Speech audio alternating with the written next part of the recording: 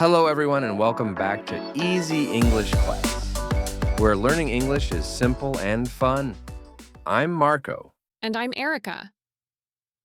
Hi, everyone. We're so happy to see you today. Do you know that feeling when you want to say, I can swim, but you're not sure if it's correct?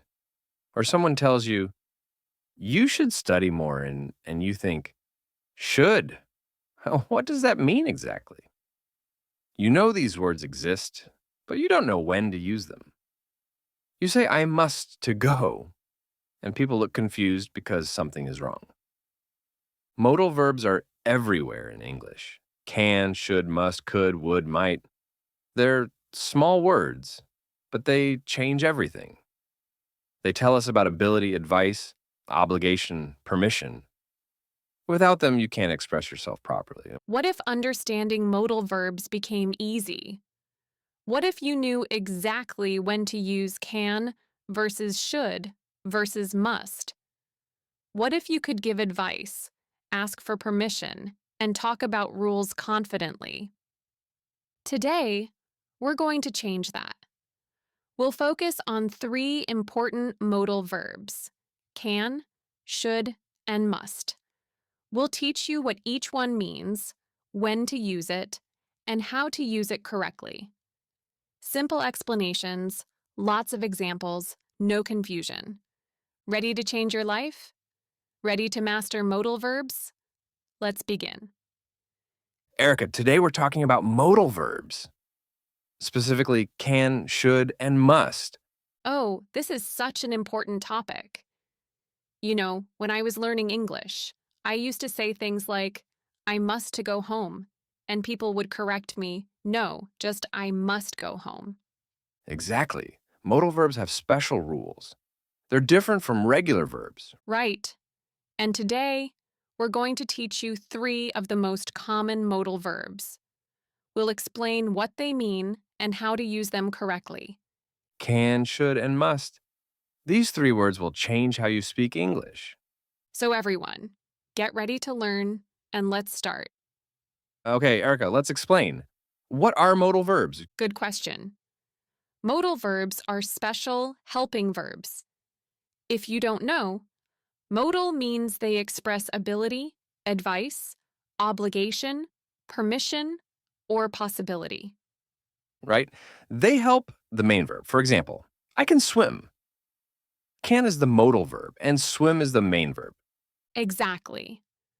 Now, why are modal verbs special? They have special grammar rules that are different from regular verbs. Yes. Here are the important rules. Rule 1. After a modal verb, we use the base form of the verb. No to, no s, no ing. Correct, I can swim. Wrong, I can't swim. Or I can swimming. This is very important. Many students make this mistake. Rule 2. Modal verbs don't change form. We don't add s for he, she, it. Correct? She can swim? Wrong. She can swim. Right. The modal verb stays the same for all subjects. I, you, he, she, it, we, they. Rule 3. To make negatives, just add not after the modal verb. Examples. I cannot swim or I can't swim. You should not smoke. Or you shouldn't smoke. And for questions, put the modal verb first. Example: can you swim? Not, do you can swim? Perfect. Now let's learn about each modal verb can, should, and must. All right, everyone, let's start with can. This is probably the most common modal verb. Can has two main uses. First, we use can to talk about ability. If you don't know, ability means you are able to do something. You have the skill. Can for ability. I can swim. She can speak 3 languages. He can play the guitar. They can cook very well. We can run fast. So, can means you have the ability or skill to do something. It's about what you're able to do.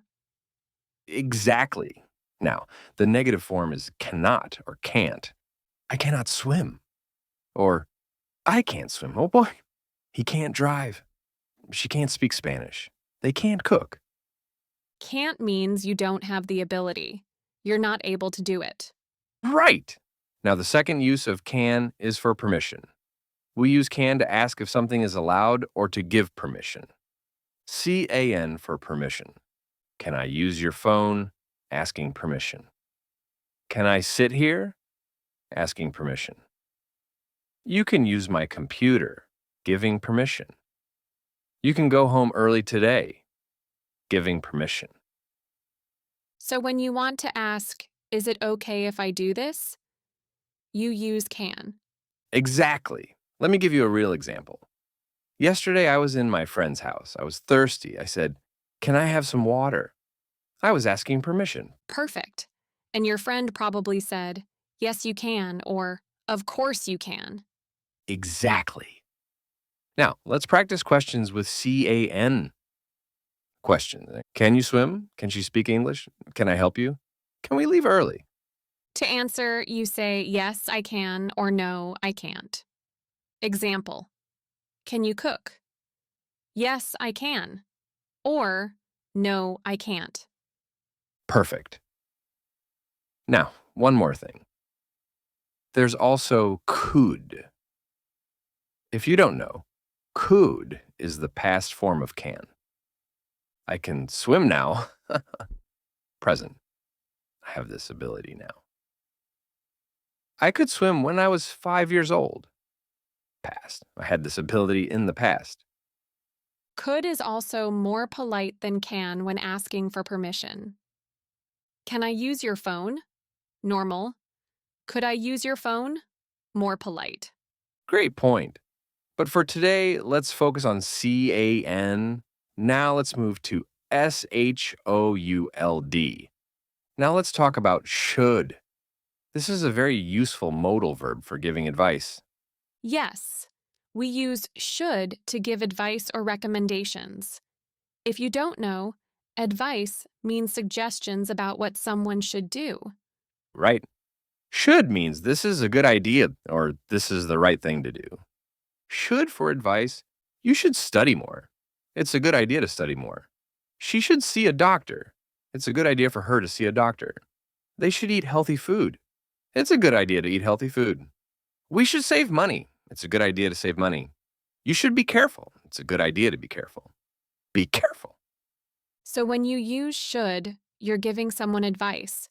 You're telling them what you think is good or right. Exactly. Now, the negative is this should not or shouldn't. Shouldn't for negative advice. You shouldn't smoke. It's not a good idea to smoke. She shouldn't eat too much sugar. It's not a good idea. They shouldn't stay up late. It's not a good idea. You shouldn't drive when you're tired. It's not a good idea. Shouldn't means this is not a good idea or don't do this. Right. Now, let me give you a real example. My friend Tom always eats fast food. I tell him, Bess, Tom, you should eat more vegetables. You shouldn't eat fast food every day. I'm giving him advice because I care about his health. Perfect example. You're being a good friend by giving advice. Now, questions with should. Should I go to the doctor? Should we take an umbrella? Should she call her mom? What should I do? When you ask should questions, you're asking for advice. You want someone to tell you what's a good idea. Exactly. Let's practice. Erica, I'm very tired today. What should I do? Eric, you should go to bed early tonight. You should rest. And you shouldn't drink coffee late at night. Great advice. See, everyone. Erica used should and shouldn't to give me advice. Airy now. One important thing. Should is not as strong as must. Should is just advice, a suggestion. You can choose not to follow it. Right. If I say, you should exercise, it means I recommend it, but it's your choice. You don't have to exercise. But if I say you must exercise, That's different. That's much stronger. Which brings us to must. Perfect transition. Let's talk about must now. Okay, now let's learn about must. This is a strong modal verb. Yes, must expresses obligation or necessity. If you don't know, obligation means something you have to do. It's required. You don't have a choice. Right. Must is much stronger than should. Should is advice, but must is a rule or requirement. Must for obligation. I must go to work. It's required. I have to. You must wear a seatbelt in the car. It's the law. Students must do their homework. It's required. We must pay our bills. We have to. So must means you have to or it's necessary. You don't have a choice. Exactly. Now, the negative of must is interesting. We say must not or mustn't, but be careful. Mustn't means it's prohibited or don't do this. Mustn't for prohibition. You must not smoke here. It's not allowed, it's prohibited. You mustn't be late. Don't be late, it's not acceptable. Students must not cheat on tests. It's not allowed. You mustn't tell anyone my secret. Don't tell, it's important. So, mustn't is very strong. It means this is forbidden or this is prohibited. Right. Now here's something important. If you want to say it's not necessary, don't use mustn't. Use don't have to or don't need to. Example, you don't have to come to the party. It's not necessary, but you can if you want. Not. You mustn't come to the party. This sounds like you're not allowed. Great explanation. That's a common mistake students make. Now, let me give you a real example. At my job, I must arrive at 9 a.m. It's a rule. I can't arrive at 10 a.m. I must be on time. Perfect. And here's another example. When I go to the airport, I must show my passport. It's required. They won't let me fly without it. See how must is used for rules and requirements? Now, questions with must. Must I come to the meeting? Is it required? Must we finish this today? Is it necessary? However, in questions, native speakers often use do I have to instead of must I. Do I have to come? Sounds more natural than must I come. Great point. Have to is more common in questions and negatives. Okay, now let's compare all three. CAN, SHOULD, and MUST. All right, everyone, let's review and practice. Let's compare CAN, SHOULD, and MUST. Great idea. Here's a simple situation. It's raining outside. Can. I can take an umbrella. I'm able to. I have the option. Should. I should take an umbrella. It's a good idea. Must. I must take an umbrella. It's necessary or I'll get very wet. See the difference? CAN is about ability or permission. SHOULD is advice. MUST is obligation or strong necessity. Let's try another one. You have a test tomorrow. Can. I can study tonight. I'm able to. I have time. Should. I should study tonight. It's a good idea. It's smart. Must. I must study tonight. It's necessary if I want to pass. Perfect. Now, here's your homework. We have 3 tasks for you.